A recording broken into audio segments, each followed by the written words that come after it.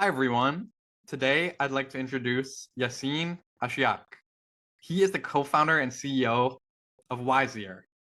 Before this, he spent some time working in products at Criteo. Yacine holds an MSc from the ESSEC Business School. So, Yacine, I gave a brief introduction of you there, but I'd love to hear more about your story. Maybe a bit about your background and your journey that brought you to where you are today.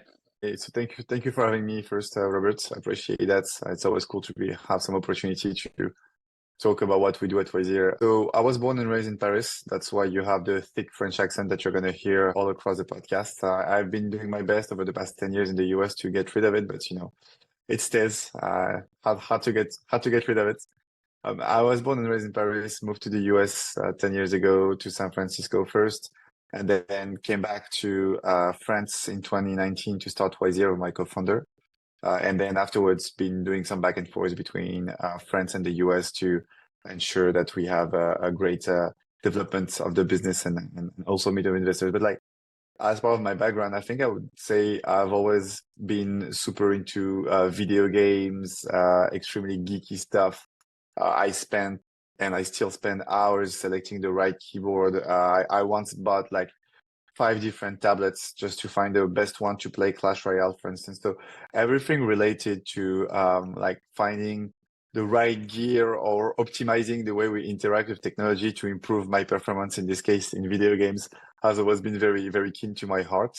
And so, yeah, and I guess I first studied business in business school, but then realized quickly that this is not where I would see myself in the future. So I joined a company called Criteo. It's one of the French first unicorns doing AI on online advertising. And I was product manager over there. That's where I met my co-founder.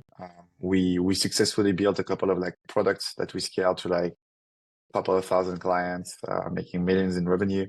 And then I think after 5 years working in the online advertising, we realized that really that's not where we were projecting ourselves in the longer run. I would say we wanted to do something that was maybe more useful to the end user. And so by revisiting a lot of different topics, my co-founder has a background in neurotechnology. We decided to start Wisear, and that's why I'm here right now talking to you. Well, that sounds like an awesome journey. And, you've really got exposed to a lot of different things on this journey. As you mentioned, you have some background in really looking closely at technology and selecting the right options for the job. You have some background in AI from your previous position. And so I was wondering if we could zone in a little bit further on really what sparked your initial interest and involvement in the neuroscience or neurotechnology space. I know that you mentioned that your co-founder had some background in that space. Is it the conversations with him that really started getting you interested in these sorts of things? Yeah. So I think what happened is that around 2018, I would say, we started discussing about starting a project together. So both of us were looking for the next step in our journey, I would say. And at that point, we were both of us located in San Francisco. Our company had an office in the Silicon Valley in Palo Alto. And the good thing when you are in this environment is that you're surrounded by people who have very diverse background. I mean, mostly engineering, but that work for very, very cool companies. And so we used to play soccer after work with a team of coworkers. We were really bad, really losing most of the games. But what was fun is that we ended up playing with people working for other companies, including people working for Neuralink, so the company from Elon Musk doing brain implants. And so when talking with them after the game, after we lost, I kind of discovered about this company. So it was 2018. It wasn't that famous yet.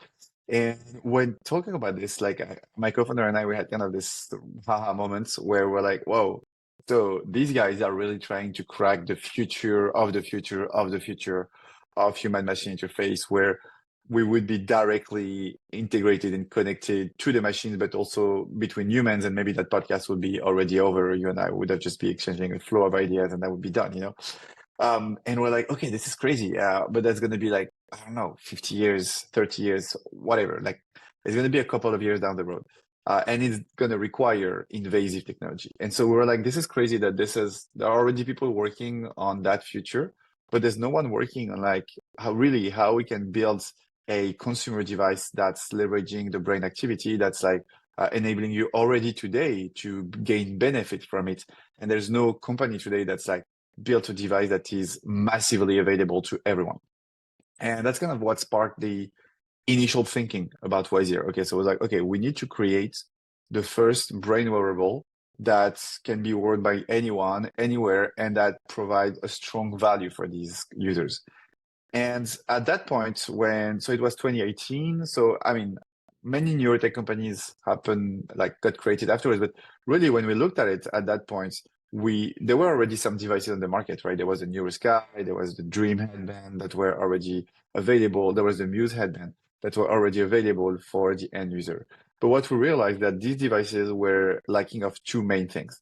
One, they were lacking a form factor that would be non-stigmatizing, so that you could basically wear it on a daily basis at every hour of the day, right? You can have great value if you have like a headband around your head while you sleep, but the thing is that you would not wear that at work, even if it were to give you like a good signal. So the first thing we needed to do was like find the right form factor that people would be willing to wear and in which we could integrate such brain wearable technology. And the second thing we realized is that most of these devices had a value proposition that was not necessarily talking and working for every single user out there. And so if you want to make sure that your technology is widely adopted, you need to make sure that you solve a problem that is very simple to understand and that talks to as many users as possible. And that's kind of the two, I would say, hypotheses that we took when we started thinking about Wisear. One, we need to make sure the technology fits into a device you're already wearing. And two, we need to make sure that the value proposition we have works for everyone and solve a problem that's like a big problem. Does that make sense? Yeah, that makes a lot of sense. And I totally see where you're coming from, not only with the form factor aspect, where it's hard to see wide adoption if it's not something that people are already comfortable wearing or that they can fit seamlessly into their life or fit seamlessly into their day-to-day. And then I also see where you're coming from regarding when you met these people working on Neuralink, they were working on what might be cutting edge or what everybody might be getting like in 20 years or in 50 years. And you were thinking like, how can we bring this neurotechnology to the public faster? And so it seems like you and your team really have figured out how to combine those two ideas pretty well into the products that you're working on today. And before we start diving into talking more specifically about those products, I was wondering if you could share a little bit more about the founding story. As you guys had these ideas and you started maybe brainstorming or prototyping, what happened first? Did you go out and find some engineers to work with, or did you raise money, or did you kind of start building things like in a garage, for example, and then once you found the thing that you felt was gonna be what you guys wanted to go all in on, that's when you started like building out things further? Yeah, so it wasn't in the garage because we didn't have a garage, unfortunately, at that point. But yeah, so what we did, my co-founder and myself, once we kind of zoomed in on like these two things, we're like, okay, so these are the kind of general principles we're going to be putting behind our product. And so at that point, we decided we would leave our company. So we both left Criteo. And we started buying a couple of like different devices online. So we started the OpenBCI that we bought online. And the idea here was like to try to see what we can already do without investing too much money. I think originally we set ourselves like a limit of like not spending more than 20K for a first 6 months to a year of exploration of exactly what we could measure, what could be done, and like how far we could push the technology. And so again, like, so these two principles, right? Number one is it needs to fit into your everyday device. So at that point, 5 years ago, like the main device that we were wearing every day that had electronics in it was wireless earphones. So very quickly, we decided that the first form factor we would tackle would be integrating that technology into wireless earphones. So where do you place the sensors? How do you place the sensors? What kind of analog front end you have to use and so on? What kind of signal you get out of it? So the idea was like, we started by building this very, very, very dummy prototype. So we had like earplugs on which we would be putting like conductive textile. And I would be putting these in my ears with like big wires popping out, like connected to like an external board that was super big. And we would just like try to record the signal coming from many, many different things. So, when you focus, distraction, like drowsiness, also control, like what kind of muscular activity we can leverage, what kind of eye activity we can leverage. And very quickly we realized that actually the controlling part was the one where we would have the most success based on what we would see in the signal, and also the one that would solve the biggest problem. Like as in like for the past 30 years, we've been trying to improve the human-machine interfaces to make them more robust, more efficient, like faster and so on. And yet the thing is that as technology becomes smaller and smaller, more and more wearable, like we realize that the controls we have are not adapted at all for the mobility, right? Like a keyboard and mouse are great, like touchscreen is great, but like whenever your hands are busy, how do you control your device? Voice is great, but voice is like also not very private. It can be slow sometimes. So, we're lacking the right human machine interface to make sure we can use our devices to the full potential in our daily lives.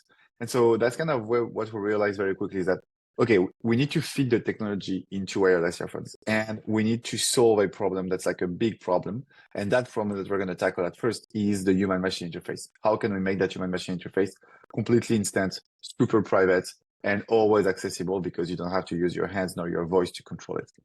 And that's where we started pushing. And so once we had, I would say, that product roadmap, or that at least that product vision, and once we had the form factor that we wanted to fit in, we started building like some homemade prototype at first. So it wasn't in our garage, it was in our living room, but same really. And so wearing this prototype, having people around us wearing them, and trying to see what kind of signal we could build, we could collect, and what kind of quick algorithm we could build. And here we realized that by leveraging simple facial microregisters, we could already collect a signal that was interesting to work with. Not perfect, but interesting to work with. And that was generalizable across different users. So across friends, family, and so on. So that means that already we had a good hunch from 6 months, maybe 1 year in, that there was something to do where we could build a technology that would work on anyone, anywhere, and that we could propagate through a form factor that would be a earphones form factor, which is a form factor everyone uses. And so at that point, that's when we started to look into, okay, how can we scale that? Like we have proven that there's something that's feasible. How can we scale that? And from there, we first collected a few grants. Then we went through Techstars as an accelerator program. And then we raised first rounds in 2022. And so from there, we just like kind of kept getting more public funding, up to like 3.5 million in funding total. And we started, we did hire a team that's like a team of 15 people, which is kind of a cross-functional team. We have people coming from the hardware, we have people coming from the software, a lot of people coming from the data science, because that's really where our core expertise is, and then business and product, of course. So yeah, we try to build a team that would be the most agile team to help us crack all the problems you have to crack to move from a simple idea to I have a product on the market. Well, that's awesome. Thanks for sharing with us, not only the prototyping journey, but how things have progressed and how you built out your team and all these details. And so now that we've talked a little bit about how the company got started and how things have progressed from then until now, I was wondering if we could dive in and talk in a little bit more detail about the actual product or the actual technology. From our conversation thus far, it's my understanding that your company builds earphones that can decode neural signals. And so I think our audience would be super interested to hear even more about this product. I guess maybe the best way, maybe if we have time at the end, I might show you a quick demo, but like otherwise I'll share the links. So one thing so we've been iterating a lot, right, on the different prototypes. As I said, we started with like earplugs of conductive textile. At some point I had this kind of a big chest strap I would put with like wires in the first version of earphones, and we had like a smaller box, but I would still have to tuck it to my tie it to my belt, So So I would like do be demos on stage, like it would work or not, and like I would just have this thing on my tuck to my belt. And so the latest prototype we have, which is going to be the latest version before we release our first product this year, is this thing. So let me just remove the blur, and that's going to help me explain better what we can really capture. So this thing is the latest prototype we have. Okay, so if you look at this, you have basically four electrodes total. So you have one electrode that's like, we have one sensing electrode and one reference electrode, which are going to be the two ear tips of the device. And then here we have two electrodes that we use as bias. They're connected together, which really help us drastically reduce the electromagnetic noise that you have around you. Because one thing we realized pretty quickly in the journey is that it's very, this is one thing to record data in a very controlled environment, like in the laboratory where everything is super controlled, you don't have too much electromagnetic noise. It's a very different story to get data and to get an algorithm to work outside of that laboratory in an environment that you don't control at all. Like you're running, you're in the rain, you're in the subway, you're at CES, and like you have like all these Bluetooth and Wi-Fi router around you. And like we realized that pretty quickly, if we did not manage to really shield ourselves and protect ourselves from the electromagnetic noise, there was nothing that we would be able to do at any point of time for the user. So cracking that was a big chunk of the first like years of work, like making sure that we were robust to your everyday life, really, both from the hardware and from a signal processing standpoint.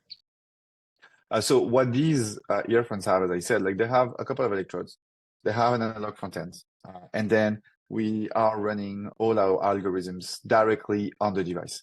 Why? Well, because it enables us to do two things. One, it's much more private. There is no raw data leaving the device, like not kind of your brain data wavering in the nature or like through Bluetooth to your phone. Two, because this is the required condition if you want to provide a good quality human-machine interface. If it takes you like 5 seconds between the moment you do a gesture and the moment it triggers a control, you're going to be unhappy as a user. You're not going to like our product. If you want us to be able to kind of provide you with the right quality of controls you deserve, we need to make sure that it runs in the fastest possible way. And running it on the device itself is the only way to do it. So all our algorithms are optimized to run directly on the device. Now, what kind of signal can we capture and what do we do with that signal? So really, we can capture everything that ranges from EMG, so muscular activity, EOG, electroculography, so your eyes, electrical activity, and brain activity, EEG activity. The first two generations of controls and features that we've built are leveraging for now EMG, so muscular activity, and EOG. So the way to see it is that we are leveraging facial microgestures, so little like a pressure of the masseter, which is the muscle at the back of the jaw, so little jaw clenchings, but really, really subtle. You like I could give you a demo afterwards, you would not notice it. And so we use that as like a simple click, a double click, or a triple click. That's kind of our clicker, I would say. The second thing we've been developing for the past 12 months now is the eye activity. So we are able to detect if you're glancing to the right and glancing to the left for now. We're going to be adding verticality and additional graduality, like gradients over the next few months.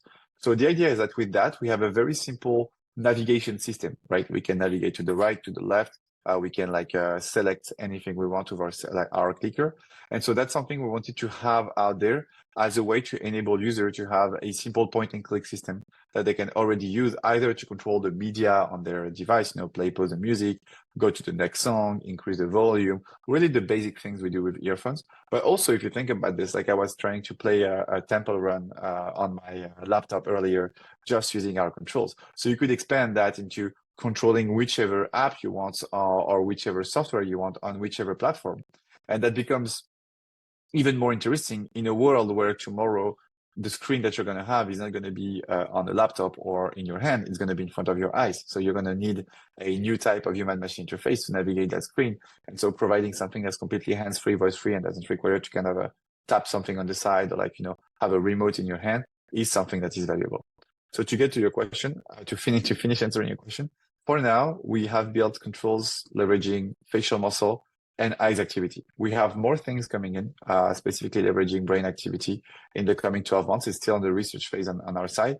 We know we can capture, the basic paradigm, like alpha attenuation when you close your eyes, or some like auditory attention paradigm. So these are the things that we know we can capture. We're trying to see how we can make that a product for now. But really, we wanted to have something that's very simple and that works for anyone at first. And that's why we started with the muscular and eyes activity.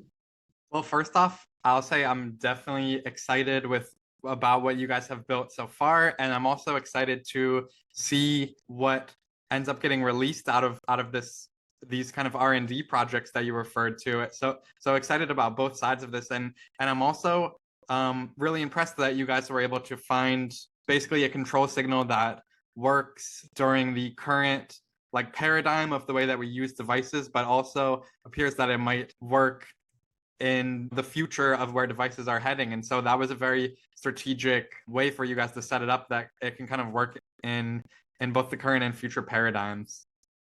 Yeah.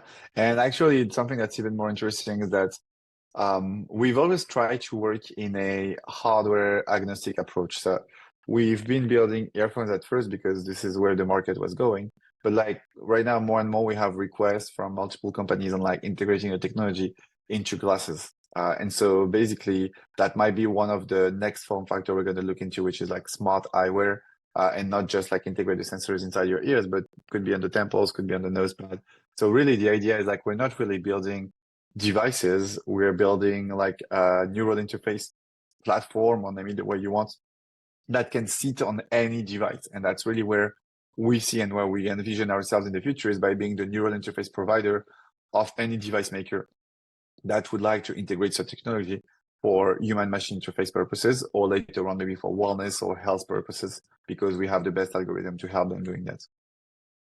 Yeah, that makes sense. So you and your company kind of envision yourselves as more so focused on the neural interface, and the actual like products or devices are just ways of testing that out and optimizing that, basically. Absolutely. Like having a flagship product enables us to kind of both put the technology out on the market for everyone to try out. And also something that's going to make the difference in the longer run is the access to a large volume of data. Like having multiple users that are like wearing your product is what's going to make it better in the longer run, right? Both because these users will be like helping us. Like the way we see it is like having a community of users that's willing to take some, recordings for A or B or C because they subscribe to it, or like they register for it, and maybe they get paid for it also, is going to help us in the longer run get like to the technology to the point where we want it to be. And having even today a community of 10,000 users who are wearing like a neural interface device on a daily basis is unseen. Like there is no such community out there. So, and we know that data is key for any future development. So really what we're trying to get out there is we'll also like that device is going to help us build that first community that's going to give us like a longer term edge on the market. Yeah, that makes a lot of sense. And I know something you mentioned earlier was that you and the team are really focused on generalizability. And I think, as you mentioned, getting a lot of this, the more data you can get, the better you can write these sorts of algorithms that Absolutely. are generalizable. Absolutely. Yeah. And to touch a little bit on some of the R&D that I've seen your group working on, I saw a video online of the Wisear silent speech controls, and I was really impressed. And so I was just wondering, first off, what sparked the idea for building this feature, and then also if that feature gets implemented into like the products or the platform in the future, what's kind of your vision for that feature going forward? Yeah, so the silent speech is just the direct continuity of what we've been doing. If you think about this, when we're building that novel type of human-machine interface, we're building a clicker, we're building a navigation system, but you also need to find a way to replace the complex commands, right? You need to find a way to replace your keyboard. And so voice is a good way to do it. Like dictating something is a good way to kind of go faster in text input. The issue is that voice is not private. So silent speech is just the way to make that happen in the most private fashion. So that's kind of where we see this is like just the continuity of what we've been building, a clicker, a navigation system, and now a way to replace the keyboard. I cannot disclose too much at the moment on exactly how it works. The only thing I can tell is like it's leveraging muscular activity, of course, brain activity as well, and additional sensors. It's still, I would say, early on in terms of the capabilities we have. So right now we've been first trying to assess what could be done by trying to detect keywords. So that's why in the video, I think from Cleo, who's one of our brightest data scientists, you do see her just like giving out a few keywords, and that's what we've been training on at first. The path forward to be able to detect everything that you're saying is still something that we have to explore, but that's also part of our DNA, right? Our DNA is to kind of research and then transform into products. So our research team is still working on it. Whenever we have more breakthroughs, we'll definitely share them. But so yeah, right now it's like the only thing I can say is like this is just the direct continuity of the roadmap that we're building, and this is kind of the last bits that we're going to need if we want to have a complete human-machine interface that only relies on Wisear technology. Yeah, absolutely. That, as I mentioned before, that is pretty awesome. That's a pretty awesome tech that you guys have built, and totally understandable that you're not able to go into like super specific detail due to, I'm sure, like some proprietary. Absolutely. Yeah. We already have a couple of patents, but we have more coming. So we need to make sure that the information stays private until the patent is actually published. So that's why you're protecting the novelty of your invention. Yeah, absolutely. Something else that we've touched on briefly already, but I was wondering if we could zoom in a little bit closer on what are some of the key use cases for Wisear's products or technology as they stand today? Yeah, maybe can I ask you, what type of earphones do you wear, or headphones? What's the brand that you're wearing? When I do wear headphones, I usually, if I'm like traveling somewhere that I want something pretty like small or sleek or just easy to carry around, I'll usually wear the Apple AirPods. And then if I'm studying or reading or somewhere where I want to really focus, then I will use, I don't even remember what brand they are, but they're like an over the ear headphones that have like some noise canceling functionalities. Cool. And so the AirPod thing that you're using while you're traveling, I would assume. So what? How do you control them usually? Do you use the controls on the on the earphones, or do you use the controls on the smartphone? How do you control the media on it? Honestly, on mine, the controls on the earphones are kind of clunky, so usually I use the controls on the smartphones, except for the only one that I really use on the earphone with the AirPods right now is the one where, like, if you want to pause, you can just take it out of your ear and like listen to something real quick and then put it back in. I do use that one, but besides for that, I'll mainly use the controls on the smartphone. Yeah, so that's interesting. So that means that the one you use is the one that's like just the one that's intuitive and that like you kind of easily remember because it's tied to a simple gesture. I remove it from my ear and then I put it back on, which is not like me having to remember some kind of complex combination of tapping, double tapping, and so on. So Right, the exactly. use cases, getting back to it, like I think like this is a good example what you're describing. So most people that we talk to, they sometimes they don't even know they have controls on their earphones. So what's happening is that today the access to these controls on the earphones are not always so like extremely simple or intuitive. Many people don't even know they exist. And for those that do know they exist, they never remember what does what, you know? And sometimes they even struggle to find the actual cue of the earphones to press the right button. AirPods are pretty good for that, but like for some others that you have to press inside your ear, it's not really nice gesture whatsoever. So the use cases now, in general, I would say that we will have a control if we focus on like just the media control. So just the very simple everyday usage of your earphones. Our controls will be simpler and faster to use than your regular find my button on my earphones thing, or I have to pull out my smartphone from my pocket, then unlock it, then pause the music, then put it back on in my pocket. So this is just like our basic promise. Now we can focus on like narrow down on like some specific use cases. I'm going to talk about some that are dear to mine because these are my use cases, but I can give you two. Number one, I do a lot of bouldering. And so, you know, when you're bouldering, you're basically, I usually listen to podcasts when I do so, or I actually like listen to music, but podcasts and music. My hands are all chucked up. And so I really like, there are two moments where that like most of the session is very annoying for me to kind of have to unlock my phone with my dirty finger. It doesn't really work all the time, or go and change the music. I can't really like, again, touch my earphones. It's going to be disgusting.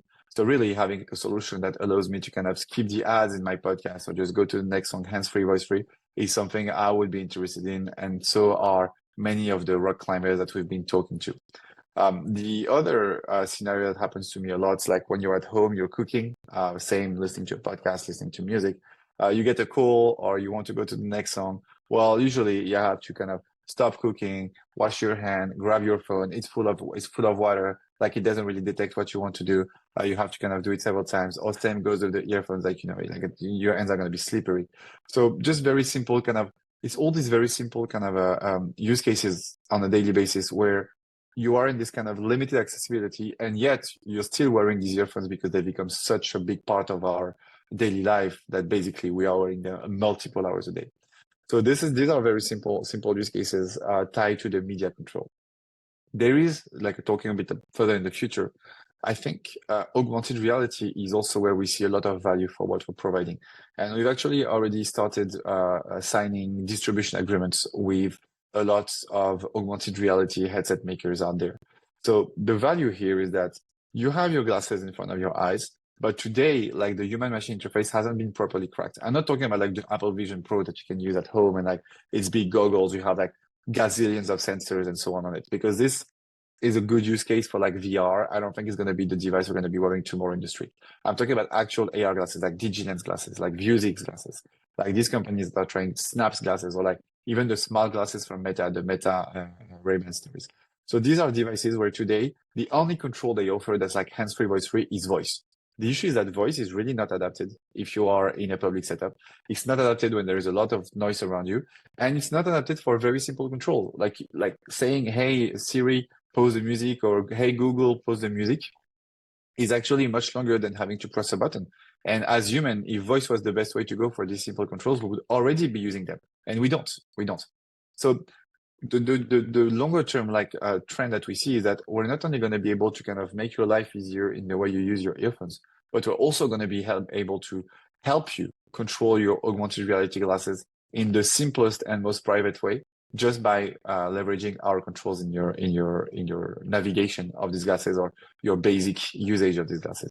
Yeah, those all sound like really, really cool use cases and really useful use cases. I think for most of them, I could probably see myself using like at least several times a week, if not several times a day. Yeah, another one that's dear to mine, and this one happens very often.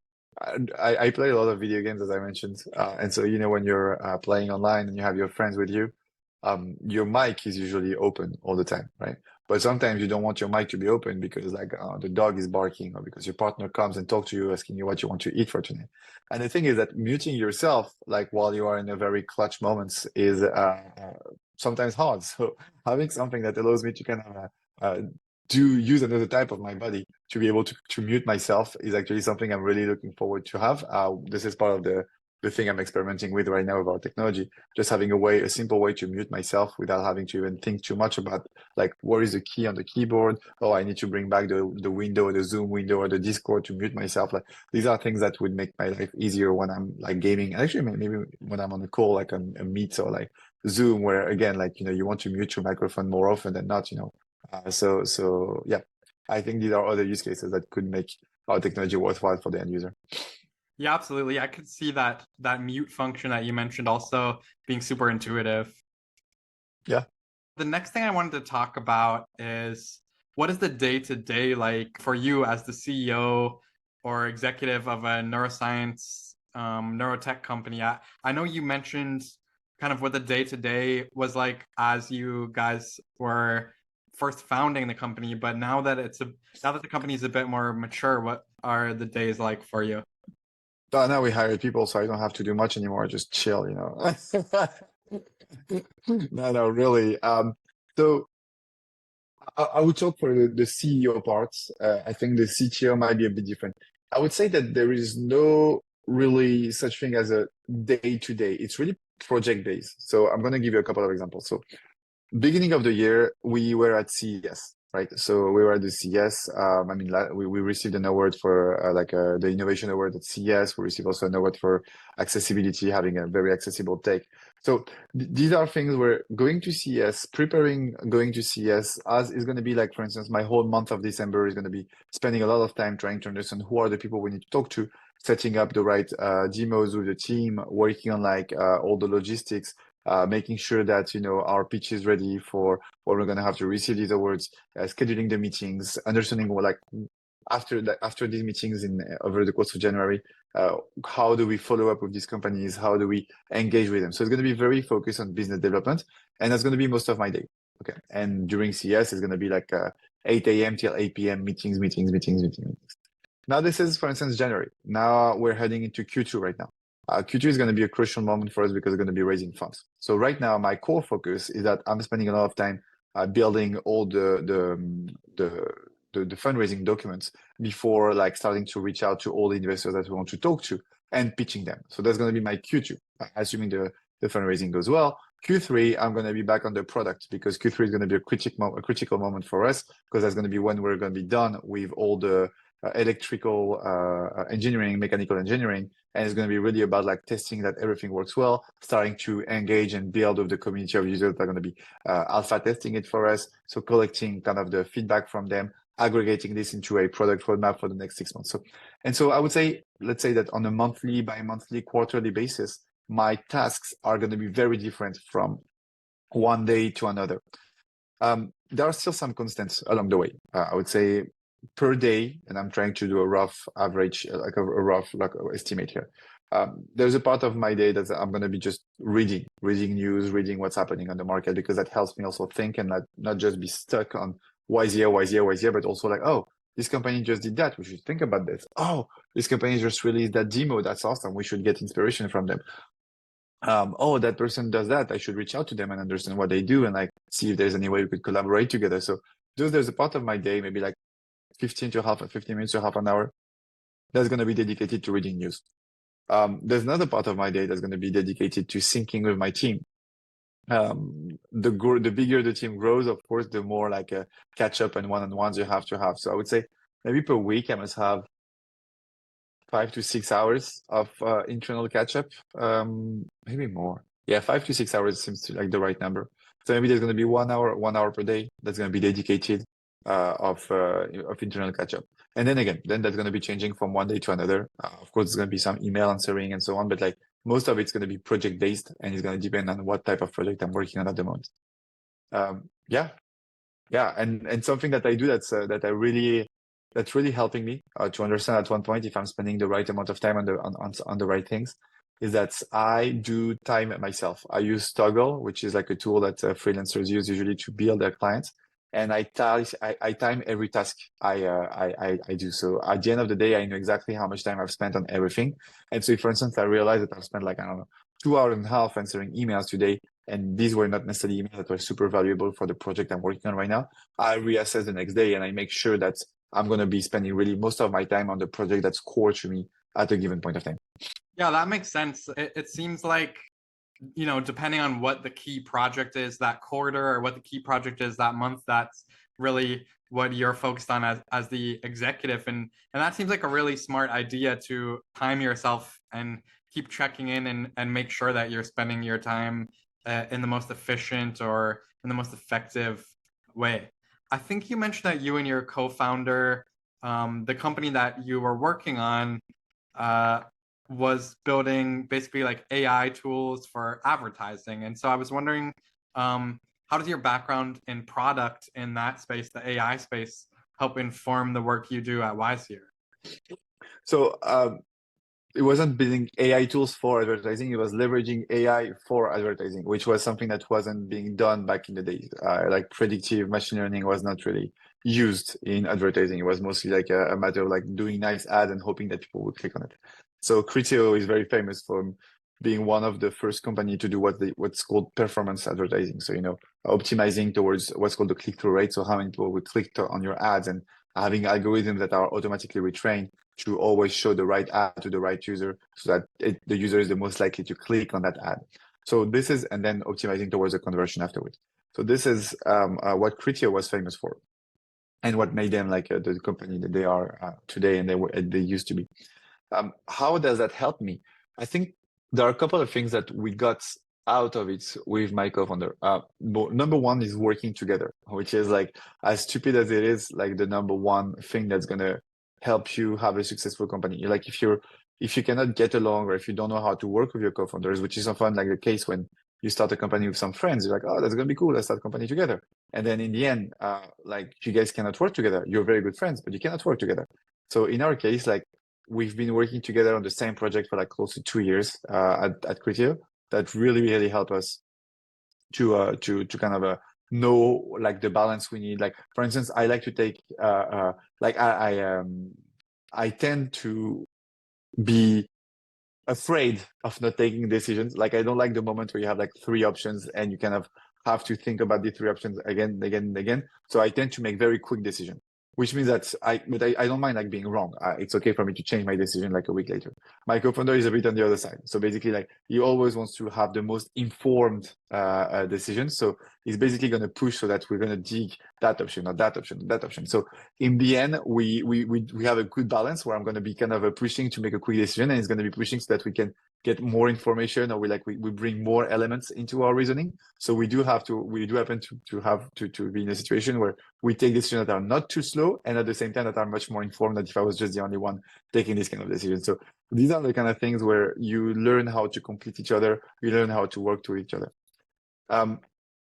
So that's kind of one thing, that the key thing really that I got from Criteo, that we knew how to work together. Now, in terms of like the two other things I would say that helped, like processes. Like as stupid as it is, but like once you start reaching some size of company, like you need some process, you need some HR process, you need some performance review process, you need to be able to kind of give your employees transparency about what the company is doing, how you communicate towards them. So these are things that we learned, even though we're not in agreements with everything, but at least we learned, and we decided to either reproduce or change in our company. We didn't have to rediscover all at once what it meant to manage people and like to structure a company the way we did today. And I would say the number three is the organization of the work. So we do use OKRs at Wisear, which is meaning like objective key results, which is we actually had our quarterly planification this morning. So every quarter we plan on objectives and some key results tied to these objectives, and we split that by team. And that's really helpful to make sure that everyone's aligned on the roadmap and everyone understands the directions we're going in. Because like if you don't have that, people have less commitment towards their job. If you don't know what you're doing, why you're doing what you're doing, then it's very hard to keep like yourself motivated and work all the hours you have to work. It's also helpful because it enables us to kind of look back at what we did the previous quarter, what went well, what did not, and how we learned from this. So these are all the processes, and like both in terms of HR organization, but also about the work of the company that we inherited from Criteo. And I would say the last part, of course, but this one is more on Alan's side, is all the technical expertise.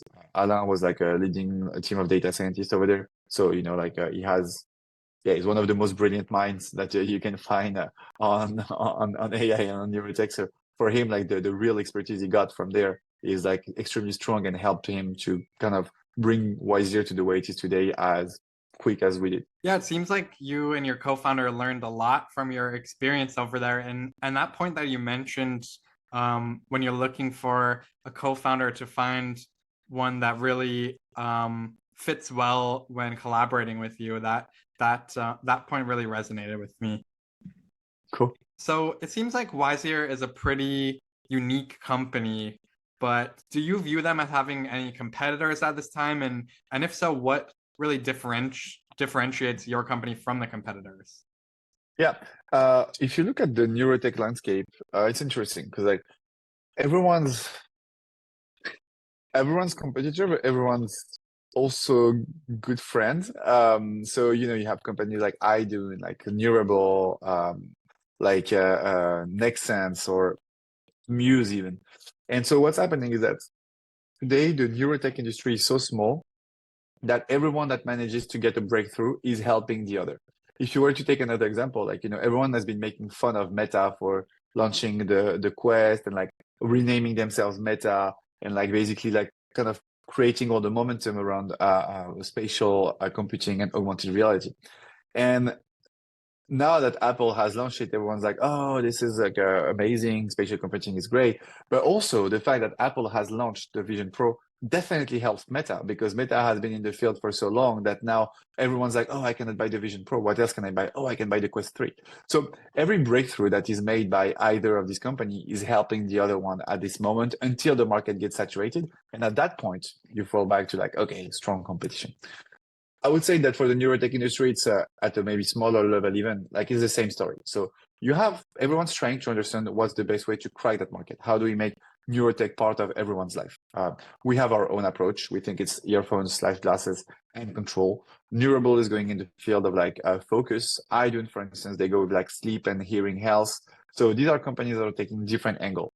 Yet, if any of us manages to be like, oh, hey, there is this neural interface headphones that come out, then basically it helps the other ones, because people are going like, neural interface headphones, what is it? And so they're going to be looking at, oh, Wisear is neural interface headphones. What do? They do this and this and that.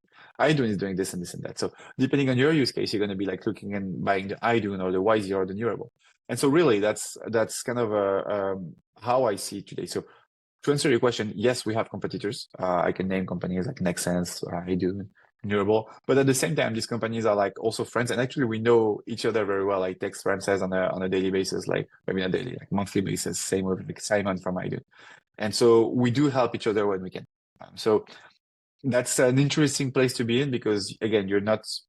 Everyone's trying to understand how to make that market a reality, and so if one of us succeeds, if anything, is going to help the other ones.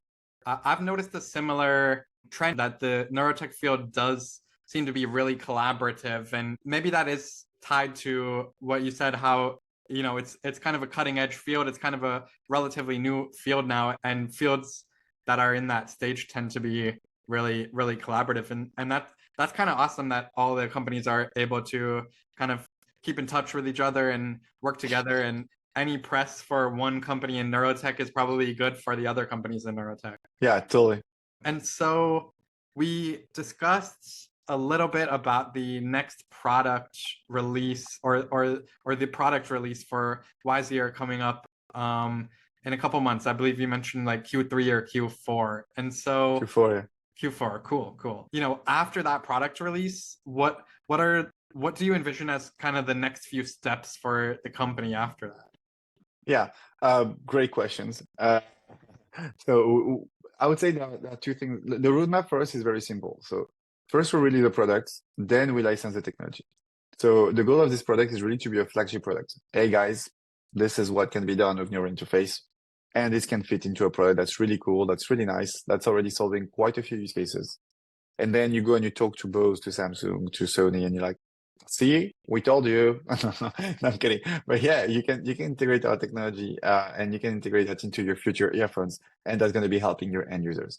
And so I think one track of what we're going to be doing once that product is out there is expand our business through licensing to make sure that it's not just the Wisear user that can benefit the Wisear technology, but really any user out there.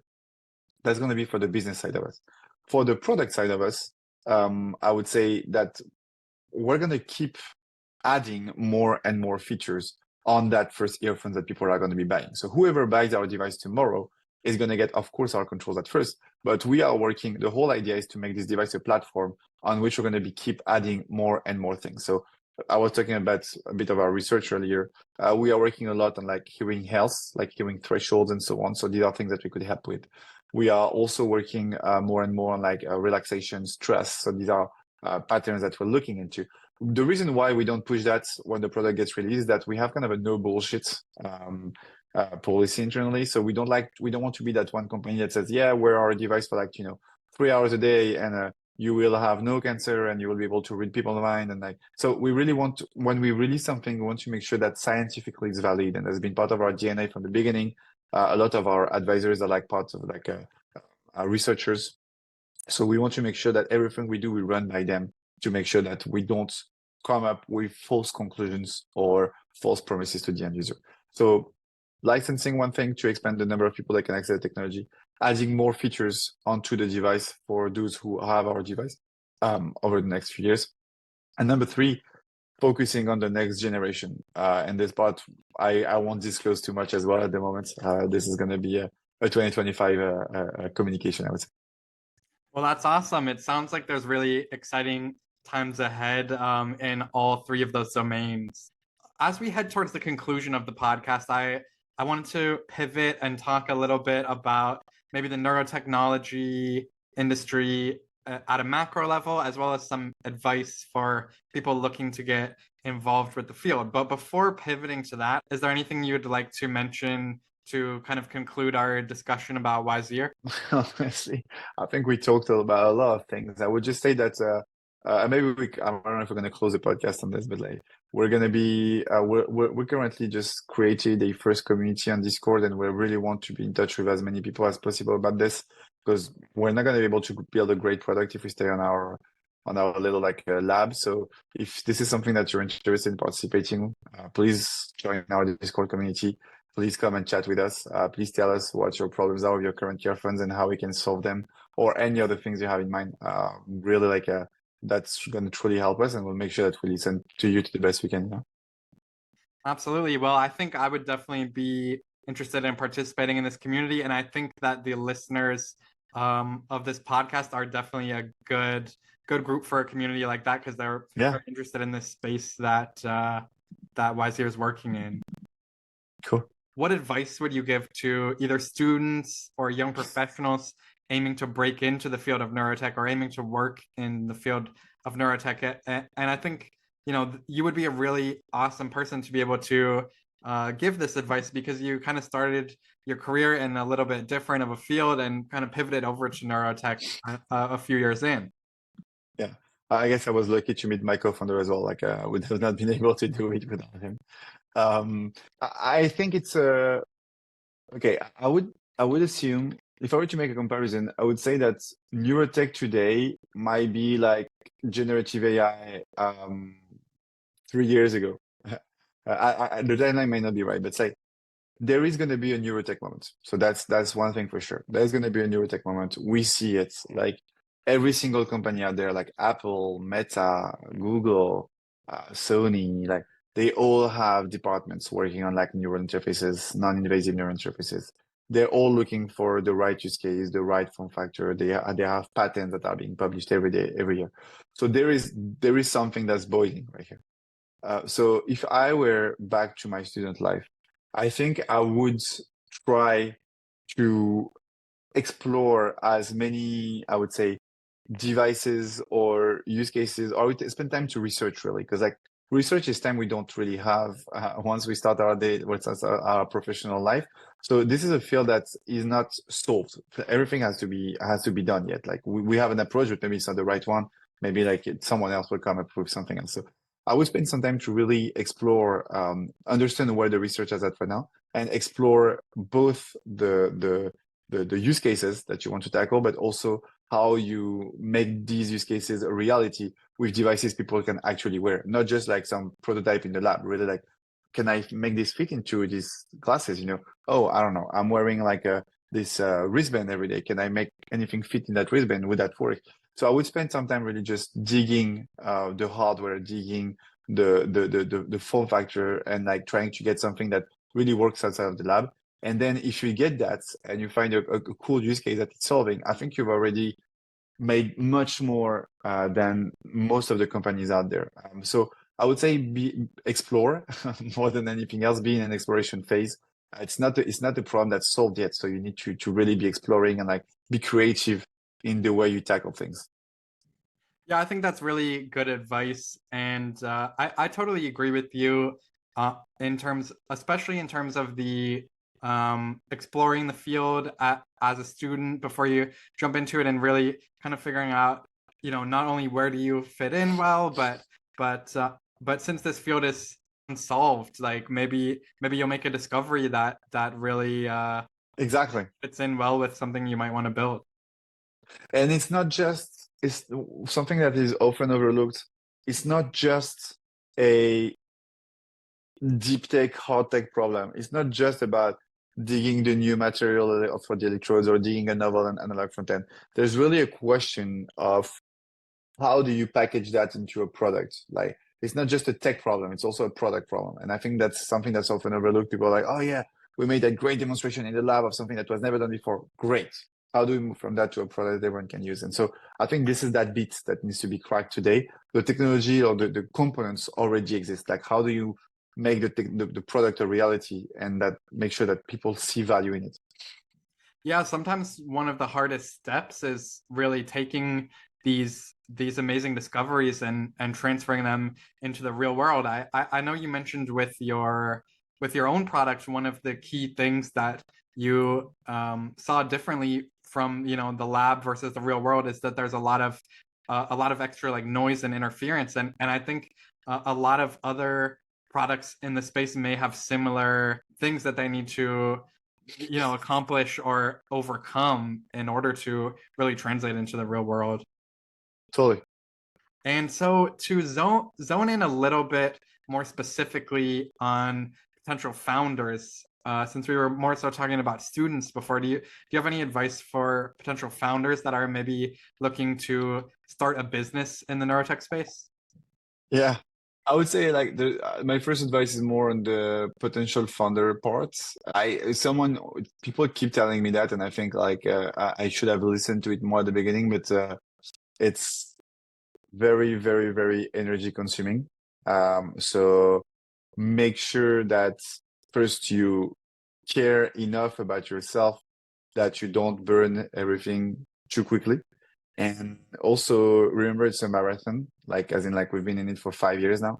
So the energy that you're going to be putting at the beginning, if you put too much, you won't have enough to finish the marathon somehow.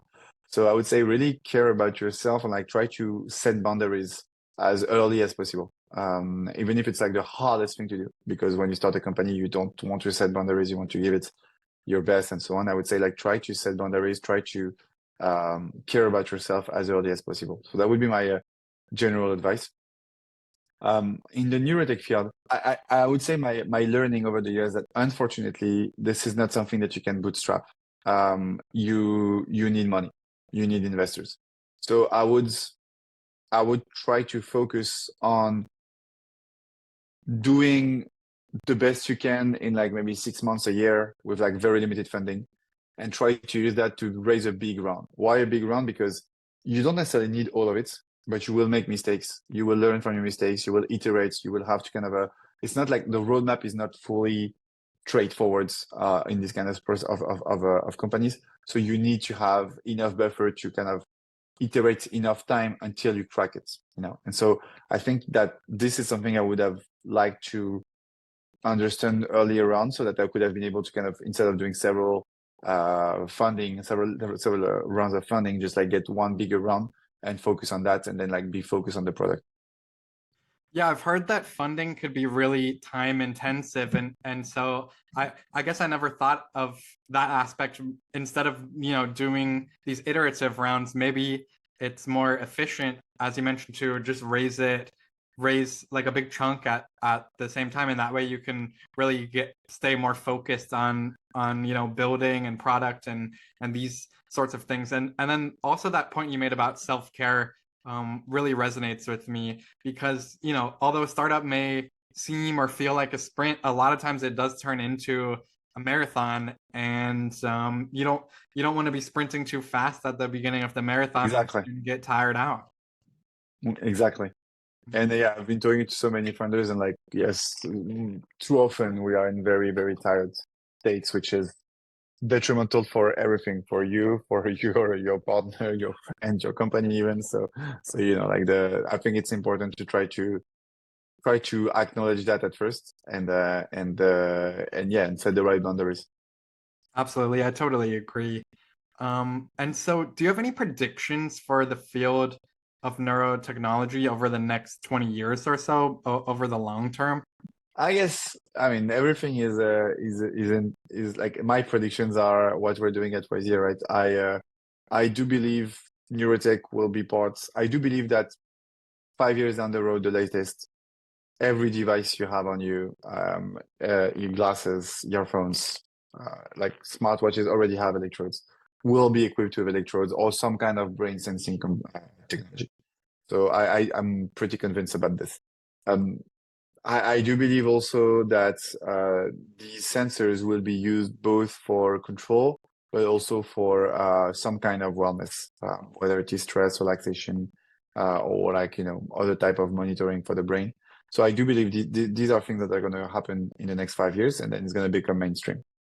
For the next 20 years now, I would tend to believe that invasive will become also much more common across people with disabilities. And I'm talking about like why, because like big companies like Neuralink, Synchron, and so on will kind of solve the problem of like having implants that are not too bulky and that don't require having like a whole server behind you to run. And I do think that's also going to be kind of a bridging the gap of neurotech from the other side. So you're going to have a push for on the non-invasive side.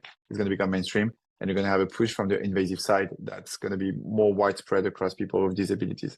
And as this goes on, they're going to be able to provide them with more and more capabilities, not just moving a mouse, but maybe reading like or like creating complex commands directly from their brain, and not just like a simple point and click system.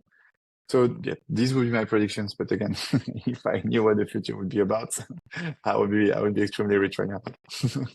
Yeah, these things are super hard to predict, but I think that what you said right there has a lot of logic behind it, and I think it'll be an exciting time ahead to see if that's what happens. I think that you and your company have really positioned yourself in a good spot to be able to interface well with the future in a variety of different directions.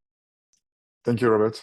Absolutely. And so, before we get ready to sign off, I was wondering, is there anything else that we haven't discussed yet that you'd like to mention? Or I know you mentioned earlier you might want to do some sort of demo near the end. This might be a good time for that. I may do that actually. Give me one quick second. I'm gonna switch and put my earphones on. Yeah, sounds good. All right. So the very simple. Can you hear me? Yeah, I can hear you. Yeah, I'm just gonna change. Yeah, I'm gonna give you a regular demo on how we can control a media on a any device really, but like right now it's gonna be on my laptop. Yeah, sounds great.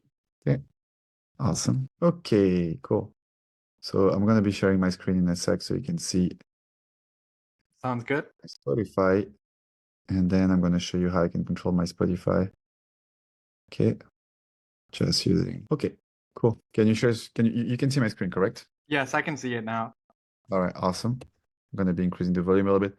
Okay, so you should see that I'm not using my hands right now. Sorry, I can see. Well, I cannot see myself, so I will. Yeah, okay. Yeah, I'm not using my hands right now.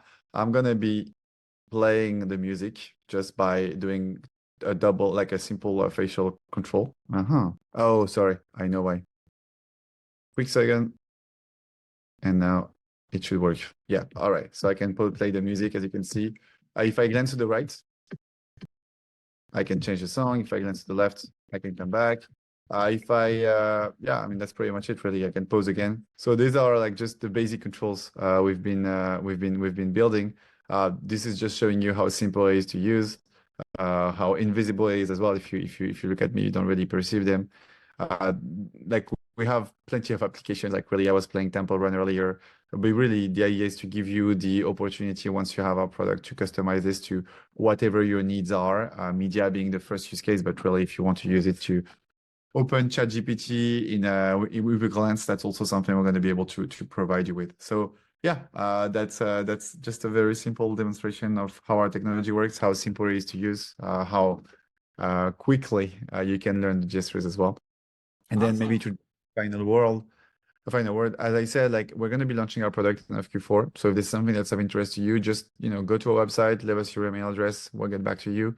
Or you can simply join our Discord community. We're going to have like more day-to-day exclusive updates, I would say. And very happy if you're interested in like joining our alpha program or beta program, we will need this type of feedback anyway. So please join us and please tell us that you're interested.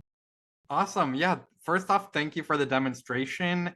And I'll be sure to link some of these resources that you mentioned in the show notes once this episode gets published, so it's easy for people to find them. And yeah, maybe I could talk to you offline. I might be interested in kind of joining one of these alphas or betas. Absolutely. That'd be a pleasure to have you, Robert. Absolutely. And I know we went a little over on time, so I don't want to keep you any longer, but I just want to say thanks again for meeting with me today. This conversation was super interesting. I feel like I learned a lot about you. I learned a lot about your company, and I'm definitely excited about Wisear, and going to be keeping an eye on you guys and rooting for you. Awesome. Well, Robert, thank you so much. That was a pleasure talking to you.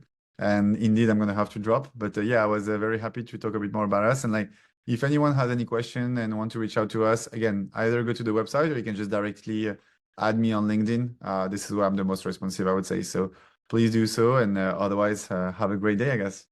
Yeah, sounds great. Hope you have a great rest of your day as well. Bye-bye, Robert. Bye.